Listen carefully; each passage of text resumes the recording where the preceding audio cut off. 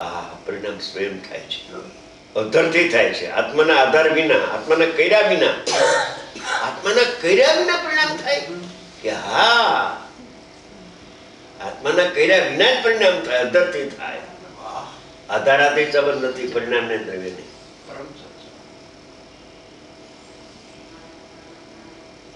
પણ આયુષ બંધાય આવતા ભવનું, એમાં તો જીવ નિમિત્ત થાય ને, નકર આયુષ ક્યાંથી બંધાય?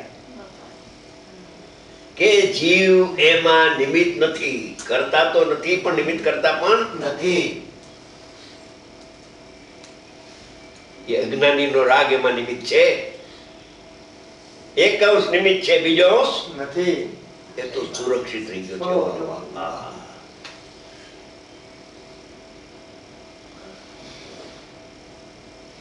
સીધોય કરતા નથી ડાયરેક્ટ, અને ઇનડાયરેક્ટ કરતા નથી. ઇનડાયરેક્ટ નિમિત્ત કરતા નથી.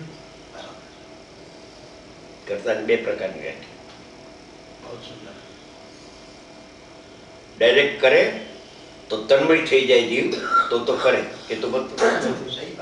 ઇનડાયરેક્ટ નિમિત્ત કરતા કયો તો નિત્ય કરતા પણ આનો દોષ આવે.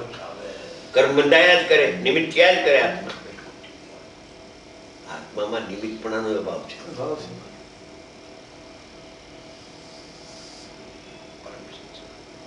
એટલે પેલો પાઠ બહુ સમજવા જેવો. હું જાણનાર છું, જાણનાર જણાય છે, પર જણાતું નથી.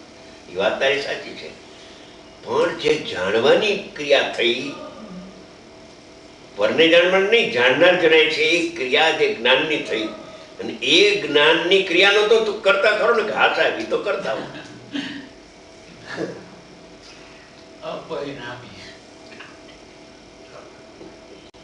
ત્યાં એને ઉલનાયું કે આત્માને પ્રસિદ્ધ કરનાર જ્ઞાનની પર્યાય પણ સ્વયં થાય છે, એનો પણ આત્મા કરતા નથી. કેમ કે કરતા પણ અકર્તાનો પાઠ કાચો હતો અને લાંચ આપીને ચડાવી દીધો.